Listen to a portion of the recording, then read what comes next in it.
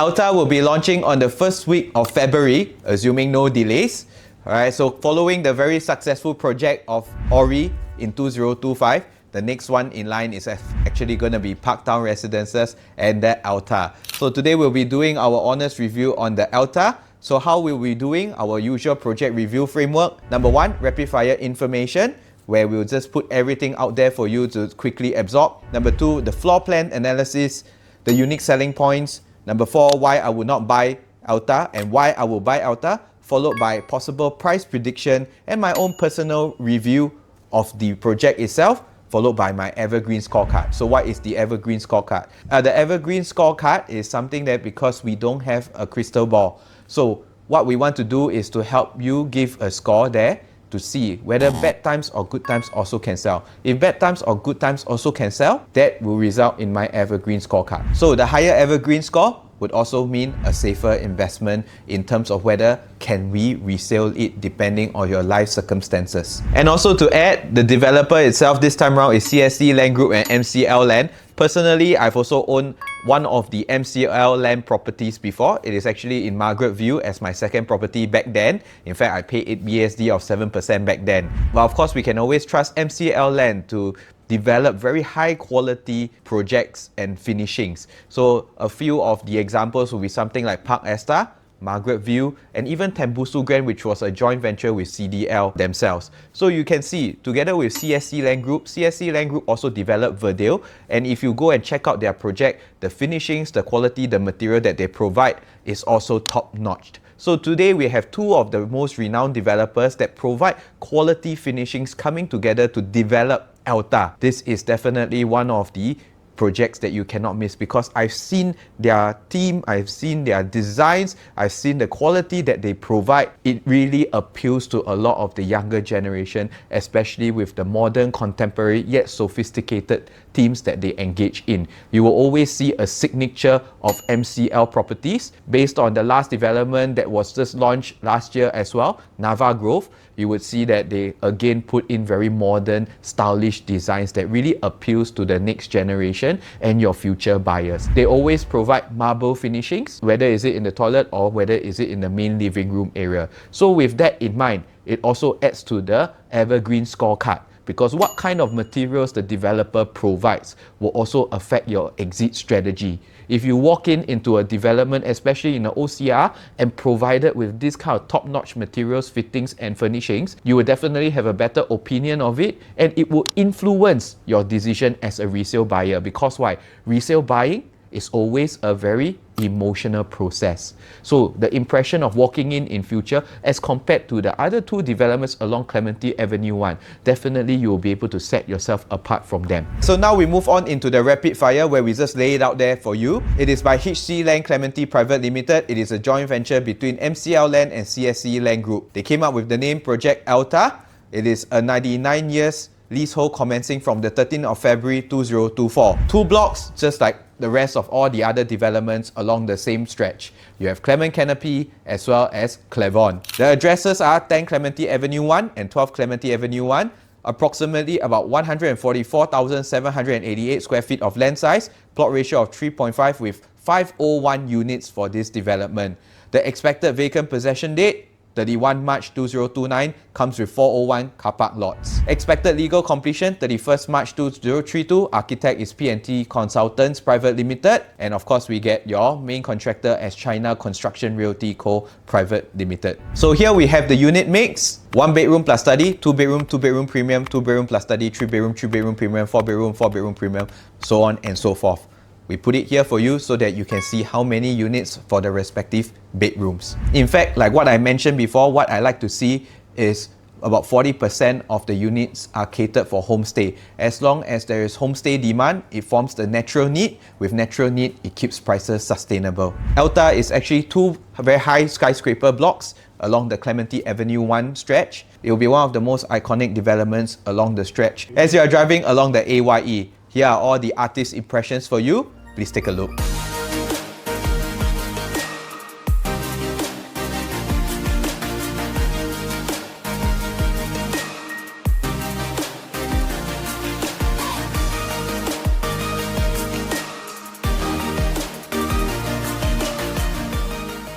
Before we move on to the unit layout analysis, here we have the site plan for you. So for Elta itself, the land size is 13,451 square meters, pretty similar to the land size of Clement Canopy. So this is one good thing to take note about the site plan, and here is the site plan. So basically on the first story itself, you got your amenities down here and facilities down here. Next, on the third story, the canopy, where your function room, family pavilion, wellness pavilion, so on and so forth, all the communal stuff will be on the third story. And of course, on the fourth story, you will have the Elta Club, where you get your barbecue pavilion, your main pool deck, 50 meters lap pool, poolside retreat, water terrace, basically all the sporting activities being on the fourth story.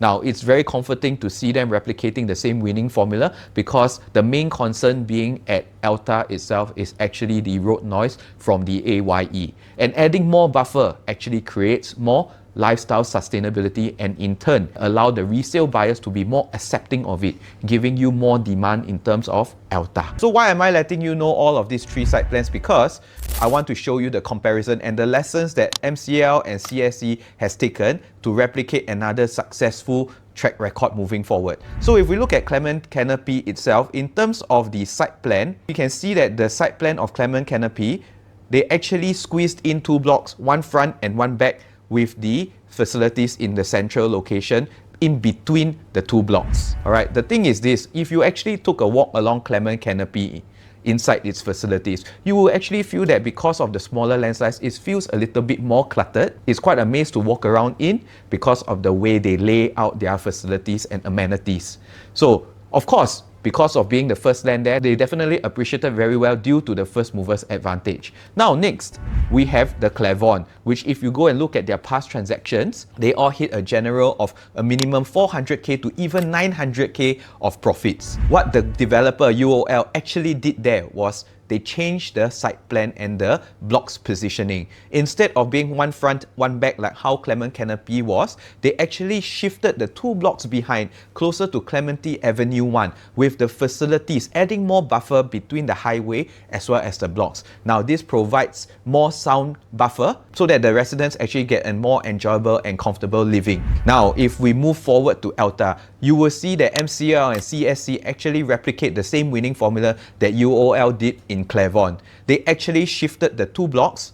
If despite being the same land size as Clement Canopy, they shifted the two blocks backwards towards Clementi Avenue 1 with more facilities such as the pool and tennis court and other smaller pool with function room facilities to make more buffer from the AYE as well as the blocks itself. So now we head into the floor plan analysis. We start off with the 1+ study. Take note that actually the 1-bedrooms overall supply in the general market is actually coming down due to the policy that was implemented by the government in 2019, where they actually start to have policies coming in to control the number of shoebox units entering the market. And with the recent GFA harmonization, you will realize that actually a lot of projects never launch with a 1-bedroom anymore. We have the likes of Key Residences, Amo Residences, Chuan Park, even Nava Grove. All of these do not carry 1-bedroom. In the past, there used to be a lot of 1-bedrooms or 1-bedroom plus study in every new launch development, maybe at least 2 to 3 stacks consisting of 1-bedrooms.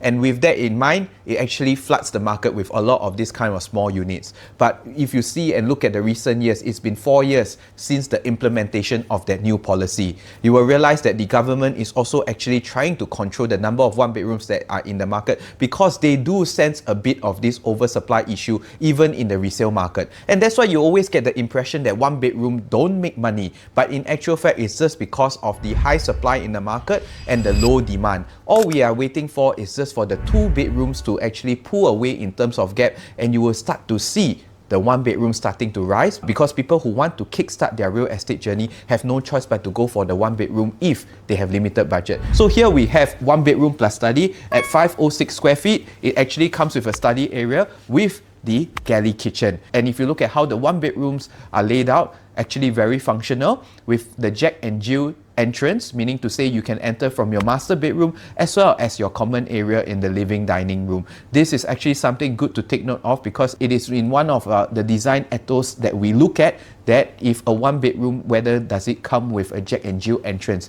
This ensures privacy for your unit, especially for the master bedroom. When you have guests coming over at times, they do not have to get into your master bedroom to enter the master toilet or to use the toilet. So all in all, the one bedroom, I would say it's the most optimal kind of layout that you can get. 506 square feet, this is the best you can get in terms of the one bedroom layout. Next, we move on to two bedrooms. They have also took on the most optimal functional design, which is the dumbbell layout. As you enter the main entrance, you are greeted by an enclosable kitchen. So whenever I tell people to buy two bedrooms, the prerequisite is this. The best is to buy anything that has two baths with enclosable kitchen. Of course, we understand that for those who are kickstarting their real estate journey or building capital journey, getting in is the first step. Do what you can, buy as big as possible. We understand there are certain limitations, but the 2-bed 1-bath layout is actually still a very good layout because it comes with an enclosed kitchen, separated living and dining, top and bottom, followed by the 2 bedrooms on each side, left and right respectively. Again, the master bath comes with a Jack and Jill entrance, meaning to say your guests do not have to enter your master bedroom to enter the master bath to use the toilet. This is one of the most practical layout that you can get for a 2-bed 1-bath unit. Now we have the alternate layout of the 2-bed 1-bath, which is the 614 square feet as well. Both same size, but you can see due to the unit's placement for this particular stack as stack 7, they are a bit caught in the middle, and that's why they have to be designed this way. Comparing to the previous layout, which is a more regular layout, this 614 alternative layout is a bit more odd shape in that sense, with a bit more odd angles. Now we move on to the 2-bedroom premium, 700 square feet. This development is already harmonized. So 700 square feet would have been our 750 to 760 square feet before that. Look at how effective the layout is. Basically, it's just a big rectangle and then they carve out the spaces. This is the best kind of layouts that you can find because the wastage of space is reduced, lesser corridor space, more usable and efficient space. And if we look at the kitchen, again, it is an enclosable kitchen. As we continue walking in, we have the separated living and dining with that wide living room space that you have, both master and second bedroom on each side, both bathrooms on each side as well, mimicking a junior suite kind of feeling for the second bath. Again, the second bath comes with a Jack and Jill entrance, which means that the guests do not even have to bother the second bedroom's occupant whenever they are at home. This is one of the best layouts you can get for 2-bedroom, the most effective layouts because whatever practical aspects is already taken care of. Number 1, your enclosable kitchen. Number 2, the entrance of the bathroom 2. There's a Jack and Jill entrance, which your guests will not have to disturb the occupant of the bedroom 2. Now moving forward, we have another alternative layout of the 2-bedroom premium, which faces the Clementi Avenue 1, the quiet facing side. The next layout, we have the 2-bedroom plus study, which is 807 square feet. Similarly, a big rectangle, carving out the spaces respectively. We have the kitchen, we have the study, as well as a separated dining, living, and then of course the master bedroom and the bedroom on each respective side because of a dumbbell layout. This is actually facing the Ayer Rajah Expressway, so you do get a little bit of noise, but I think people who are buying Clementi based on the likes of Clairvaughn and Clement Canopy, they are pretty much used to the highway already and they still experience very high profits despite facing the highway. Next, we have the 3-bedroom at 926 square feet. You get your foyer space coming in, followed by the enclosed kitchen, dining, living, and then the 3 bedrooms walk down the corridor. This is the usual traditional style 3 bedrooms, but what I don't really like about it is because it does not come with a utility room. So it may not necessarily cater well to homestay demand in the future. And given that it is 926 already harmonized, they could have possibly squeezed in a utility, which I feel so. So these 3 bedrooms layout, they actually have 2 stacks, both facing the quiet facing, Stack 9 and Stack 4, which is facing Clementi Avenue 1. Now next, we move on to the 3-bedroom premium at 1023 square feet. This is the layout that we are looking for. It actually comes with a dry kitchen, wet kitchen, yard, a utility toilet, as well as a study. This is like a flexi space which can also double up as a utility room for your helper. Moving on from the dining to the living, this is a dumbbell layout. 2 bedrooms on the left, the master bedroom and bedroom 2, followed by 1 bedroom on the right, together accompanied with the bathroom 3. Now, this layout is a very beautiful layout considering if you are looking for a multi-generation home, because you can have one family staying on the left as well as the other extended family staying on the right. This is the kind of layouts that are very flexible space and something that a lot of families look out for. If we look at the stack, there is only one stack has this layout, which is stack 2 facing Clementi Avenue 1, the quiet facing. Next, we move on to the 4 bedrooms. The 4 bedrooms, as we come in here, we will see the layout with a dry kitchen and a wet kitchen with a store, a yard, as well as a WC. Now, after the harmonized policies, you will realize that this is one of the most optimal 4 bedrooms across all the recent new launches that has been harmonized. It has been more or less optimized and standardized. This is probably your 4 bedroom layout that you are going to get in all the harmonized properties projects moving forward. Coming in, you'll be greeted with a wide dining area and living room space, and then of course the traditional 4 bedroom layout with all the 4 bedrooms on the left side. For this stack itself, this is stack 8 facing the AYE, so you do get a little bit of noise, but of course due to a need for space, this would still be very popular amongst all the families. Next, we have another 4 bedroom layout, which is the 1313 square feet. This one is stack 12 facing Clementi Avenue 1, the quiet facing. Also one of the most premium facing that you can get considering the views as well. So if we come in from the main entrance,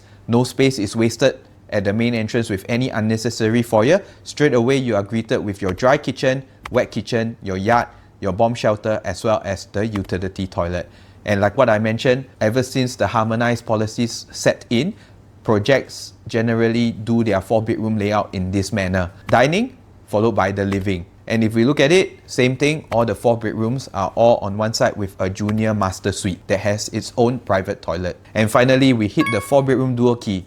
Those that are interested in investment or a retirement plan, this is one of the stronger plans that you can get. If you look at it, it comes in here and is split into 2 separate individual units. 1 studio and the rest of the other 3 bedrooms with living, dining, wet kitchen, yard area and store. Basically, you get the 3 bedroom premium unit plus a studio concept unit, maximizing your yield all the way. So if you're looking for a very strong retirement plan, the 4 bedroom dual key is actually a good one to look for. Or if you're looking for your second investment property and yield is the one that you are focusing on, 4 bedroom dual key is actually something that you can really consider. But to me, I actually feel that the 4 bedroom dual key is a bit of a wasted layout because it could have been done to cater to more 4 bedroom own stay needs rather than putting a 4 bedroom dual key, which will push the quantum too high to see possibly good yields. That's my main concern here. Usually dual keys come in a format of 3 bedroom dual keys where it will split between a 1 bedroom and a 2 bedroom, but this time round it is a 1 bedroom and a 3 bedroom. It pushes the quantum up, so not sure if those people with a quantum like this would want to go for a dual key concept when actually they can use the same amount of money to buy an actual 4 bedrooms and cater to their own family needs. Next thing, we have the 4 bedroom plus study. This is to cater for bigger families. As you enter the entrance, there is space for you to build shoe cabinets.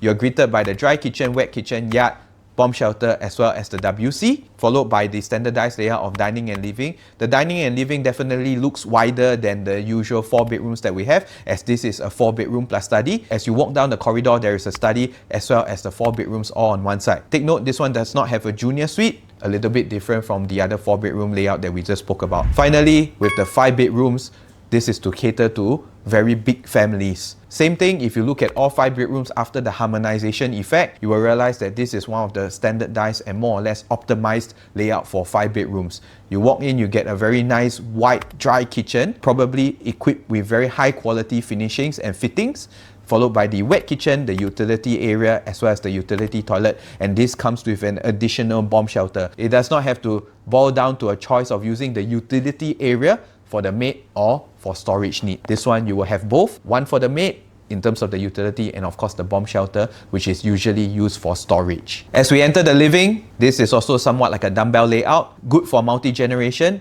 One side for the family, master bedroom, 4th bedroom, junior master suite, and the 5th bedroom, and the other side you have a separate junior master bedroom so that you can cater to bigger families or extended families. Overall, I would say that the Elta comes with very optimized layout. Nothing much that I can complain, maybe except for the 3-bedroom 926 square feet, which doesn't come with a utility room, which I believe they could have actually squeezed one in, or the 4-bedroom dual key, which actually pushes the quantum a little bit too much to be buying for you. Now moving on, this is why I will not buy Elta. Number one, it's the project's location right beside the AYE highway. For me, in general, I prefer to be staying in a very quiet and peaceful environment. Of course, I understand many people will say that the road noise or traffic noise would eventually become a white noise which people learn to become accustomed to and live with it. But let's be honest, we are buying for our own stay down here. I definitely prefer tranquil, peace, serenity and quietness. But to be facing a highway always and having that bustling road noise with the cars horning, so on and so forth, and then with that kind of supercars zooming past and you'll be able to hear all this, it definitely does cause a little bit of disruption to your lifestyle, right? And of course, because of that itself, it may cause a fluctuation in pricing. In general, if you are a homestay buyer, naturally, you will always prefer to buy something that is facing the quiet facing. One of the 4-bedroom stacks, in fact, faces the highway. In that sense, it forces people to choose between the highway facing or the non-highway facing. And usually because the highway facing has that road noise, if you are the buyer today, naturally, you would always take that as a disadvantage and offer a lower price. In the development itself, there may be an erratic pricing problem coming up, where those that face the highway, because of the lousier facing, will get a slight price cut. In that sense, will in turn pull down the premium facing prices. What I always look for in a development is always about consistency. If this development generally has acceptable, good views with very little disruption to their lifestyle, in general, the prices, if you notice, will stay consistent throughout because there will be no disadvantage bringing the prices down. So that is the first pointer why I may not be actually purchasing Elta. Secondly, it's accessibility. Naturally, if you look at the map itself, it takes about 16 minutes to walk to Clementi MRT. It is true there is some form of transformation happening down there where they're going to extend the Clementi station to cater to the future cross-island line. But with that in mind, that is going to take another 10 to 15 years to come. So we have to bear with the inconvenience from now till then. So if families are looking for something that is accessible for the children to walk to an MRT or public transport to get to schools, this may be actually big disadvantage. But of course, like all condominiums with not so ideal accessibility, may have shuttle bus service to mitigate this issue. Just like Clement Canopy, till today, their shuttle bus service is still running till date. But after all, it is always better to have the accessibility right at your doorstep rather than having to go through this additional step of getting to somewhere. Number 3, why I will not buy Elta is because it is the last plot of land to be launched along Clementi Avenue 1. So we have the likes of Clement Canopy, followed by Clavon, the second land, followed by finally, we meet at the third land, which is the Elta itself. So in a way, the first mover's advantage has already been taken advantage of by the previous buyers who actually entered into this area itself. In a way, you are the market leader in terms of pricing and you are setting the highest benchmark for the area. Because if we look at the average pricing of Clement Canopy right now, it is between 1,008 to 1,009 per square foot, which is the next one to be launched in that area. Comes in at a resale price of 2,000 to 2,100 per square foot. And finally, we have Elta launching between 2.3 to maybe 2.6, 2.7, and because it's a high rise, it may even break the 3,000 PSF boundaries, just like what happened at the Ori. Now we move on to this is why I will buy Elta. So the first pointer is naturally the demand and supply. If we look at the population of Clementi, it is 102,390 population in the Clementi area. Just by looking at Clementi itself, if we divide it by the 3.11 human being per household, you will realize that we actually need 32,000 homes to cater to this population. Of course, reproduction happening and with upgraders coming in from further areas, moving closer to the city, due to societal progression, naturally this population will start to increase even more. But the key thing to note is there are enough homes to facilitate this societal progression. Of course, you will see Clementi as a matured estate with a lot of HDB ranging from old to very new HDBs costing $1 million, so on and so forth. There are definitely HDBs to cater to the population growth, but if you look at the supply of new developments or recent condominium developments, actually there is quite a limitation in that area. And that is why whenever Clementi projects launch, they always snapped up 50 to 60% on the first day of launch due to the pent-up demand. So if we look at that, Clementi Canopy has 505 units, Clairvaughn has 640 units, Park Clementes has 1,468 units, followed by TriLink at 755 units. These were the last 4 new launches that happened in this Clementi area, and the total, if we look at it, we have about 3,900 units to 4,000 units appearing in the last 5 to 6 years. Is that really enough to cater to the demand of this area?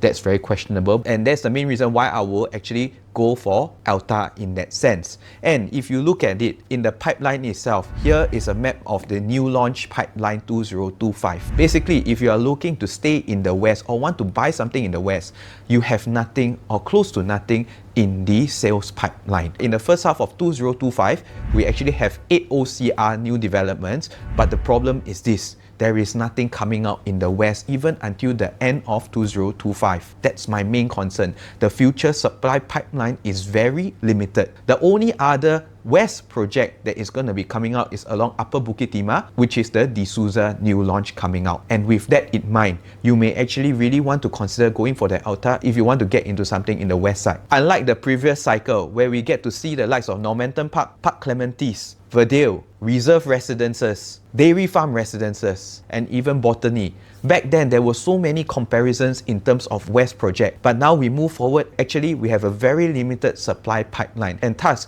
with this impending undersupply and lack of choices, Elta may actually have very high potential of growth. Next, we move on to the harmonization effect. Now, why I will buy Elta is also because Elta is the first harmonized project in Clementi. As we can see, this harmonization effect actually brings more advantage to consumers yourselves.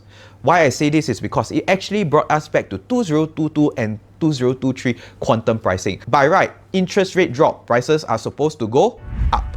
But because of the harmonization effect, you realize you are brought back in time. Why do I say this? First of all, it is always the government's vision to manage affordability, to maintain price efficiency. The key thing to take note is this: by right, interest rate drop, prices are supposed to go up. But we kind of avoided that due to the vision of the government. In order to maintain price efficiency is number one, income must go up, which is that's where our cooling measures are there to make sure the income aligns with the housing prices, and you will see that the positive gap of income continues to pull away from the private property prices. With that in mind, there are 2 ways to control pricing. One, it is always to make sure income aligns. Number 2 is to drop the sizes to make sure the quantum remains a bit lower. Now, once the size drop, whose department is it to make sure layout is efficient? URA will pass policies to ensure developers provide efficient layouts. Why this is important? Because we can drop the size, but we must ensure livability is in check. As long as it is livable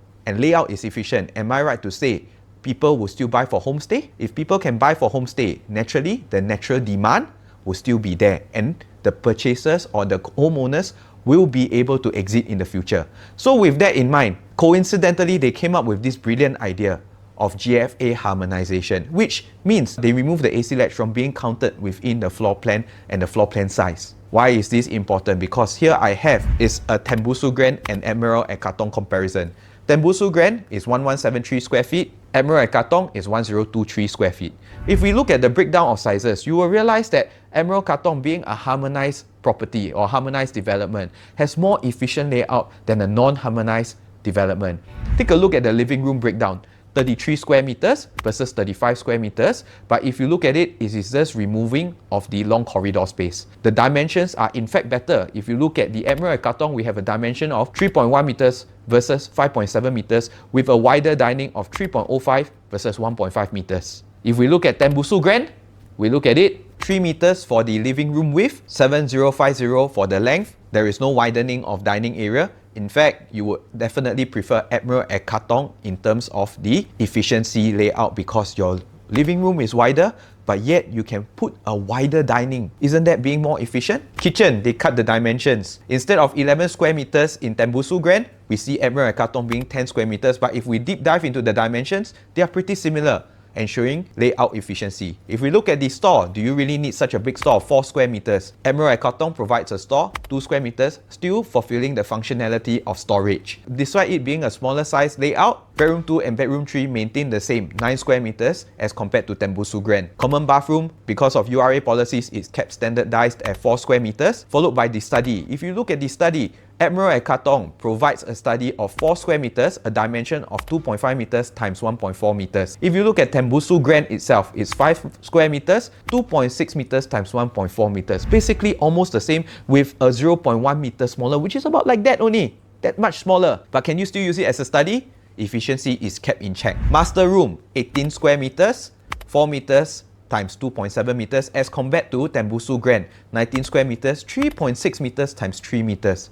Basically, you got a wider master bedroom in Admiral at Katong as compared to Tembusu Grand. Next, of course, you see Tembusu Grand factoring in 6 square meters of AC ledge, which is quite a big wastage of space. Now, why do I say we maintain price efficiency? Here is the quantum. By right, a land sold earlier should be launched cheaper than a land sold later. By right, based on our usual perspectives, land sold later, the prices should have cost more for the units. But look at the numbers down here. For 1 bedroom in Tembusu Grand, they launched at 1.24 mil to 1.472 mil. For Admiral of Katong, 1.24 mil to 1.437 mil. Lower, 2 bedroom, 1.556 mil to 2.161 mil for Tembusu Grand, 1.589 mil to 1.965 mil for Admiral of Katong. 3 bedrooms, 2.288 mil to 3.126 mil versus Admiral of Katong, 2.167 mil to 2.853 mil.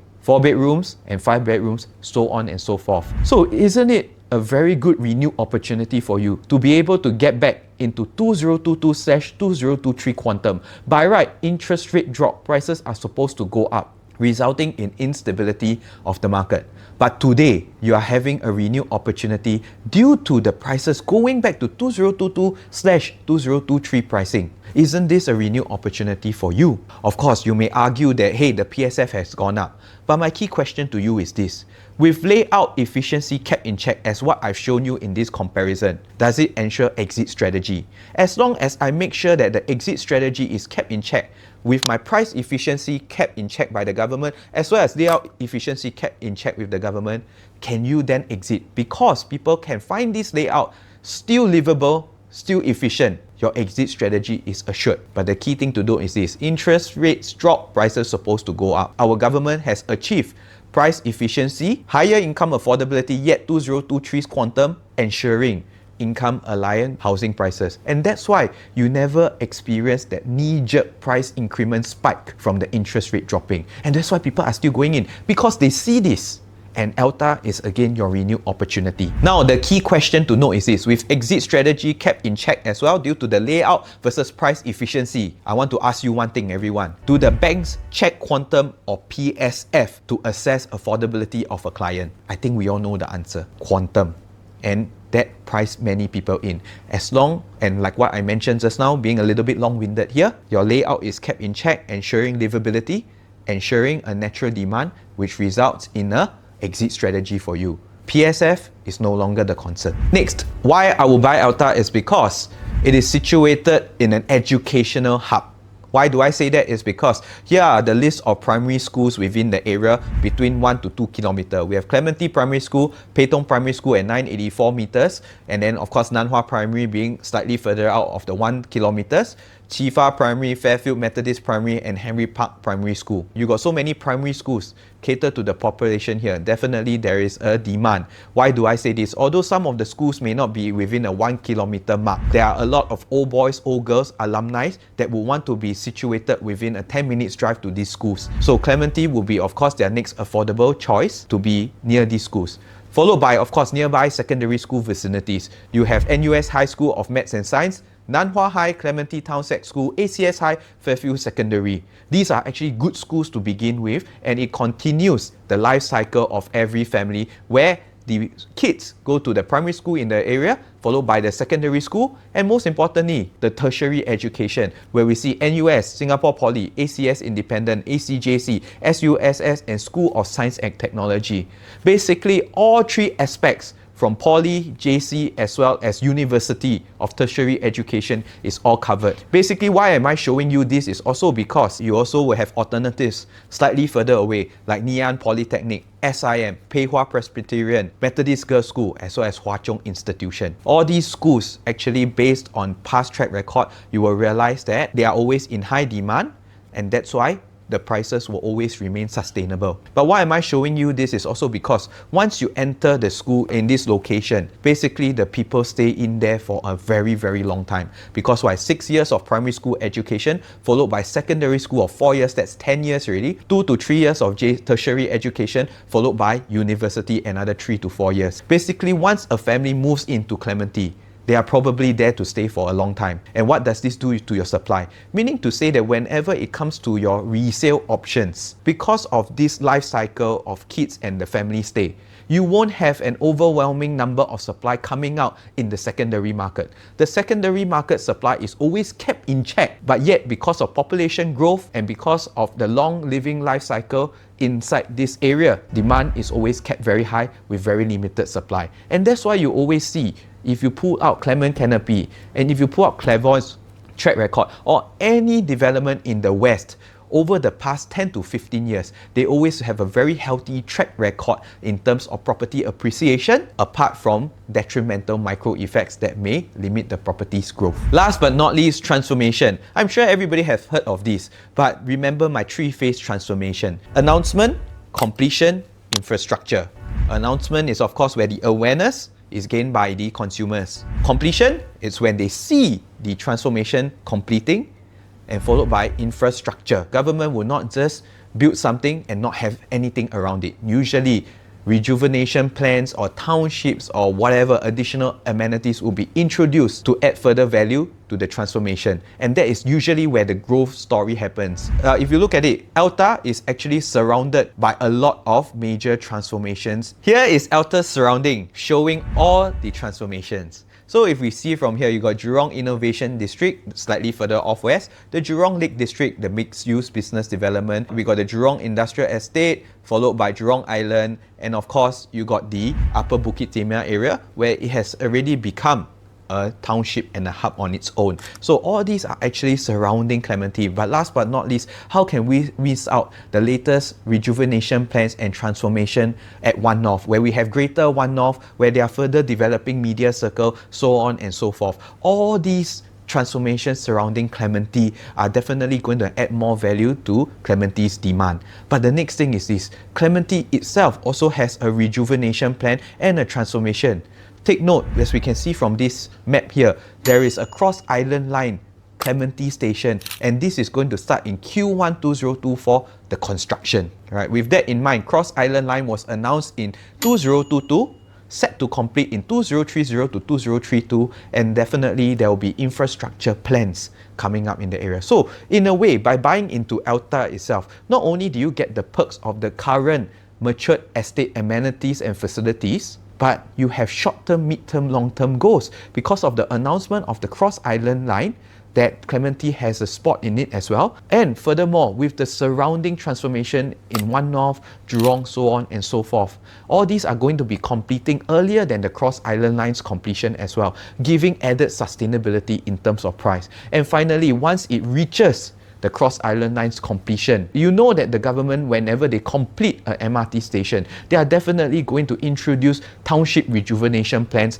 to further make good use of the MRT station due to the higher volume and higher population. So definitely in terms of infrastructure, they will make changes, maybe to cater to more housing, maybe to cater more malls, so on and so forth, that brings in even more population into Clementi itself. That is going to drive the demand higher whenever you get into Clementi's private properties. Now let's get into the price prediction of the Elta. Of course, naturally, now we have limited knowledge about the pricing, but based on whatever company briefings and whatever I'm hearing on the ground, they are looking to launch at about 2,300 to 2,500 per square foot. Of course, as time continues to roll past, I will have more certainty on this and our next video of price analysis will come out. But I'm just going to make a quick price prediction based on whatever that I have on hand right now.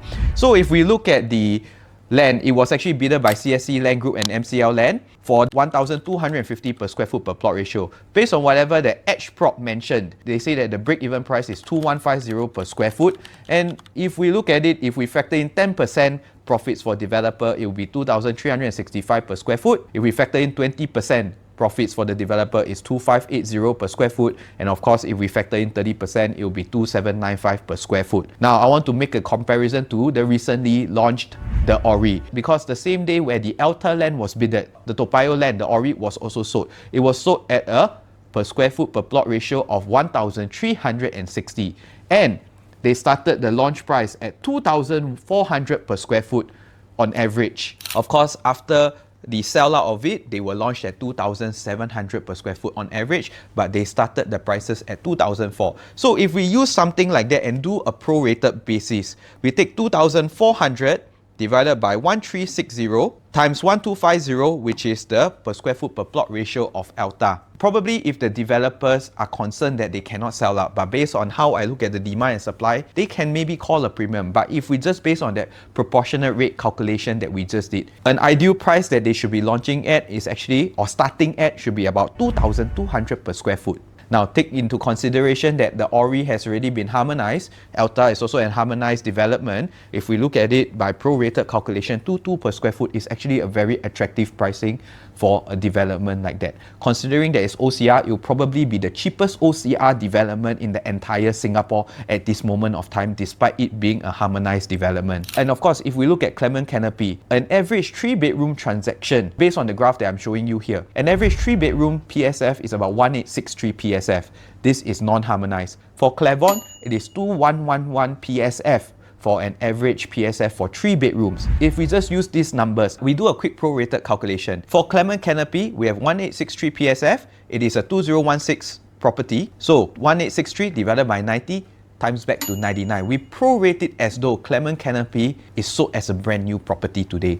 It will be 2,049 per square foot. Now, it is not harmonized, so if it's harmonized, we add additional 7% to the pricing and we will get 2,192 PSF. Now, if we move on to Clavon, using the same numbers, it is a 2019 land sold development. So 2,111 divided by 93 times back to 99. We prorate the lease back as though Clavon is sold as a brand new property today. We will get 2,247 per square foot. After harmonization effect, we factor it in 2,404 PSF after the 7%. If there is a chance that Elta were to launch at 2,200 to 2,300 PSF for their starting prices, maybe for the highway facing, I think it may actually deserve a very, very serious consideration. At 2,200 per square foot, despite factoring in the developer's margin of maybe 5 to 10%, we will still be getting it at 2,365 per square foot, cheaper than the prorated calculation of what I did for Clavon. Hey, maybe actually it is really something to consider. Of course, Elta is something like the Ori, which is 2 blocks of skyscrapers. We may see an OCR property here hitting 2,700 to 2,800 per square foot, just like what we saw in Chuan Park. So now comes my personal verdict as well as the Evergreen scorecard. Personally, I feel that in terms of the supply pipeline in the West, it is very limited. And if you're looking for a place to stay in the West, basically you have no choice but to choose something like Elta, else you need to go back to the resales. But like what I say, always capture new developments because of their improvements in URA policies. As we can see here, based on the efficiencies of layout and price efficiency, Elta is kind of like a renewed opportunity back in the West, where you actually capture the first mover's advantage in a way, despite it being the last plot of land. If the developer were to launch really at 2,002, maybe starting for the lower floor units as well as the ones facing the highway, you can really consider this development seriously. Of course, as the prices go up, I would think that on average about 2,425 by the end of the day of the launch, I think we are still getting in a very good price positioning. Depending on the prices it launched at, it will definitely affect my Evergreen scorecard. If it is going in at 2002, if to 2004, I would say your Evergreen scorecard is about 8 out of 10. Reason being because I'm really very concerned about the highway noise. But if we start hitting 2006 per square foot, 2700 per square foot, my Evergreen scorecard actually drops quite a fair bit to a 4 out of 10. And of course, if we break barriers to 2008 to even 3000 per square foot, it will be definitely a 2 out of 10. So of course, now I don't have the exact numbers, I cannot pinpoint, but based on my personal opinion at this point of time, largely got to do with pricing. The micro factors of Elta is impressive, is mimicking the formula of Clermont. I think it will be a successful project depending on the price they launch at. As always, entry price is number one key, but all in all, due to a few factors like supply pipeline, high demand, as well as the harmonization effects which brings you an added renew opportunity, the Elta may just score very well depending on how the prices are going to be coming out soon. And of course, stay tuned for my next video, which is the price analysis of Elta, and that's the part where we can really accurately determine the Evergreen scorecard. So stay tuned everybody. If you like what you see, please continue to like, share and subscribe. I'll stay motivated to continue creating more in-depth content like this for you. It's in a way, malls were introduced as well as successes. Hey, don't say this. Take 1. Take 2.